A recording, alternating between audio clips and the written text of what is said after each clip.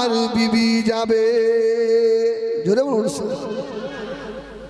ফাতেমা বলছে কি সর্বনাশ, আমার ছেলে দুটো সাইয়্যিদা শাবাবি আহলিল জান্নাহ, আমার স্বামী হলেন আসাদুল্লাহিল গালিব, আমার বাপ হলেন মুহাম্মাদুর রাসূলুল্লাহ।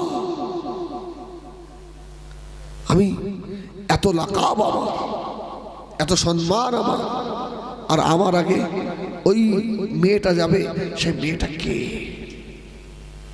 একটু দেখবো। আমার রাসূল বললেন, ফাতেমা এই পাশের গ্রামে বাড়ি, একটা কাঠুরিয়ার বিবি।